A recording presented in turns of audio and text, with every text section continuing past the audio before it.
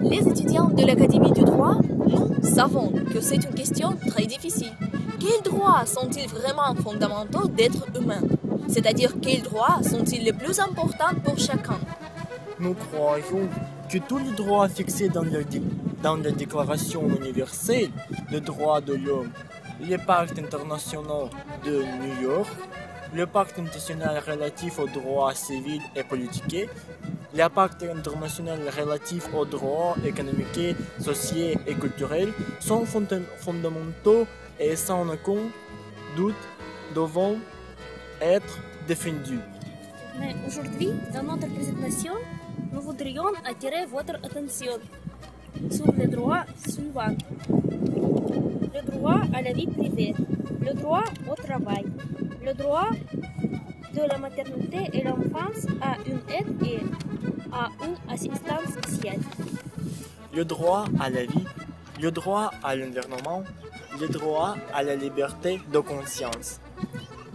La liberté d'expression des opinions, le droit à l'interdiction de la torture, des peines ou traitements cruels, inhumains ou dégradants, et le droit de se marier et de se fonder une famille. Je vous parlerai du droit à la vie privée.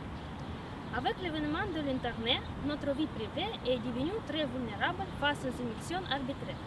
Presque tous les gens exposent leurs photos et leurs informations personnelles sur les pages des réseaux sociaux. N'importe qui peut les voir. Mais même si nous sommes d'accord de le faire et nous ouvrons le voile de nos vies privées aux autres, on ne peut pas utiliser cette information contre nous. En plus, il y a un autre problème. Il y a beaucoup d'informations sur les personnages célèbres.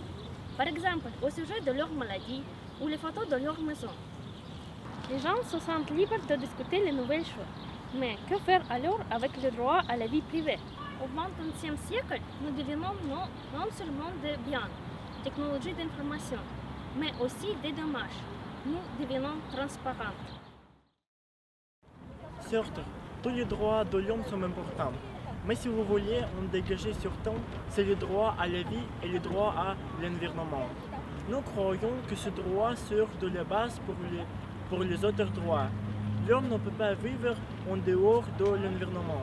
Sinon, tous les autres droits d'autres perdent tous leurs sens. Le droit que nous avons identifié présentement la base pour l'existence de la société, garantissent le développement de la civilisation et rendre possible une existence confortable. À notre avis, tous les problèmes de la société résident dans le fait qu'au départ, les gens ne sont pas égaux. L'inégalité provoquée en chaîne et l'inconfort produit des conflits. De cela, nous concluons que l'environnement n'est pas seulement la nature et la société, mais aussi les conditions de vie. Je voudrais vous parler de la liberté d'expression des opinions. Généralement, il s'agit d'avoir la possibilité d'écrire et de dire librement ce que vous voulez exprimer sans peur d'être interdit par la censure ni puni. On dit que du choc des opinions jaillit la vérité. Mais comment pourrons-nous apprendre la vérité et échangeons nos opinions sans la liberté d'expression des opinions? Ce sera impossible. Et c'est pourquoi, justement, la liberté d'expression des opinions est un des droits fondamentaux de l'homme. Les hommes politiques, particulièrement pendant les élections, comme en Russie et aussi en France cette année, les économistes, les ingénieurs et les autres spécialistes ont besoin d'exprimer leur opinion, de discuter les problèmes. Dans le cas contraire, nous ne ferons jamais de progrès en aucune sphère de la vie. De plus, les citoyens doivent avoir la liberté d'expression des opinions pour étudier les autres points de vue et pour élargir le cercle de leurs connaissances. Rappelez-vous l'histoire, c'était la liberté d'expression des opinions qui était bien souvent la première liberté éliminée dans les régimes totalitaires. Aujourd'hui, cette liberté va de pair avec la liberté d'information et, plus spécifiquement, la liberté de la presse. Et on la considère comme un élément essentiel de la société démocratique. Et maintenant, le droit au travail. Le travail, certains ne l'aiment pas, mais presque tout le monde préfère travailler plutôt que de rester les bras croisés. Notre travail nous permet de vivre. C'est une nécessité et une joie, mais pour être quelque chose de positif, il doit être protégé. Tout le monde a le droit à de bonnes conditions de travail. Aujourd'hui, il est très important parce que seulement 17% des personnes dans le monde est satisfait de leurs conditions de travail. D'autres travaillent dans des conditions dangereuses et difficiles pour la santé. Celui qui travaille a le droit à une rémunération équitable et satisfaisante. Mais il existe les gens qui travaillent pour se loger et se nourrir. Nous ne pouvons pas être heureux dans le monde où le travail de certaines personnes ne vaut rien. Croyez-vous? À quoi croyez-vous? À la science? En Dieu? Je crois qu'une personne a la liberté de religion par la nature. On ne peut pas obliger quelqu'un à ne pas croire. On peut tromper, mais jamais obliger. La liberté de conscience est à tout, indépendamment du fait s'il est fixé par la Constitution ou pas. C'est grâce à cela que nous vivons. Ce que la nature a le fondement, nous nous changeons. Croyez en ce que vous trouvez important, nécessaire et utile. Ensuite, si nous parlons de l'interdiction de la torture, des peines ou traitements cruels, inhumains ou dégradants, il s'agit d'inadmissibilité des actes par lesquels une douleur ou des souffrances aiguës, physiques ou mentales, sont délibérément infligées à une personne. Ce n'est pas important si un homme est malhonnête ou même s'il est un criminel. Personne n'a pas le droit de le faire souffrir parce qu'il est, malgré tout, un homme. À nos avis, cette interdiction est la manifestation d'une nature humanitaire du droit international et du droit interne qui existe aujourd'hui. Et maintenant, parlons de la maternité et l'enfance qui ont le droit à une aide et assistance spéciale. Les enfants ne sont pas protégés du monde extérieur. Quand un bébé est né, il pleure. Sa mère lui sourit. Mais quelqu'un n'a pas de chance et nous ne lui sourit. Certaines familles refusent d'éduquer leurs enfants. Ils les laissent à l'orphelinat ou à l'hôpital. Pire que cela, dans les rues. Parmi tous les pays, ce problème est particulièrement aigu en Russie.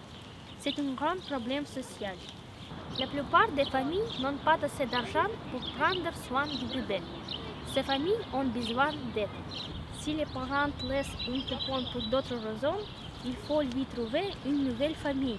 Dans le monde où un petit enfant n'est pas important, il y a quelque chose qui ne va pas.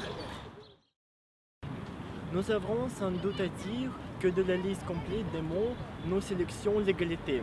C'est précisément ce qui manquait à la Russie et qui manque toujours. La société russe est divisée en strates depuis plus de 1000 ans. Contre lutter les comptes, mais la transition trop brutale de l'égalité globale à l'égalité universelle s'est mal terminée.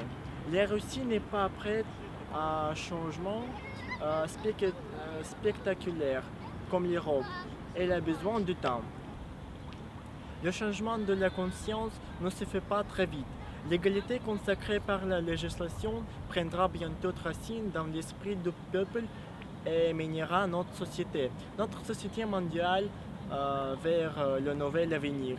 Même si les gens ne sont pas égaux à la naissance, mais leur droit à l'autoréalisation devrait être similaire. Et maintenant, le droit de se marier et de fonder une famille.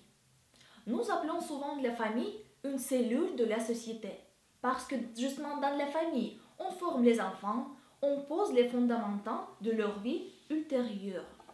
Alors, la famille est l'élément naturel et principal de la société, et chaque État doit assurer la protection du droit de ses citoyens de se marier et de fonder une famille. Je pense qu'en Russie, à cause des particularités historiques, on ne comprend pas tout à fait ce que c'est liberté. Notre peuple a trop longtemps été sous l'autorité de quelqu'un. L'Internet public prévalait toujours sur la liberté de la personne. Nous avons même peur de liberté. Il est plus facile de permettre à quelqu'un de faire notre choix au lieu de nous-mêmes. Notre société est trop intimidée. Aujourd'hui, elle fait seulement les pas indécis envers la liberté. Les gens expriment leurs opinions et leurs suggestions. Nous sommes encore en route envers une société libre. Espérons donc que ce chemin soit assez court. Nous avons aussi choisi le mot paix. Et comme Mireille Mathieu chantait, nous ne voulons plus de sang. Halte aux armes nucléaires, halte à la course au néant devant tous les peuples frères. La paix est un état de calme et de tranquillité dans le monde entier. C'est l'absence d'agitation et de conflits, c'est l'absence de violence ou de guerre sur la terre. Rappelez-vous les événements, par exemple en Libye et Syrie, c'est une sorte de tragédie parce que les mille de gens ont péri.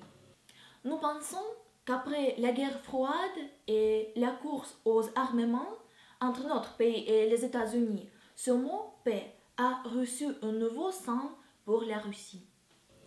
Maintenant, pour nous, la paix est une clause obligatoire de la vie heureuse. C'est un idéal social et politique de la vie. Merci beaucoup à votre attention. À bientôt.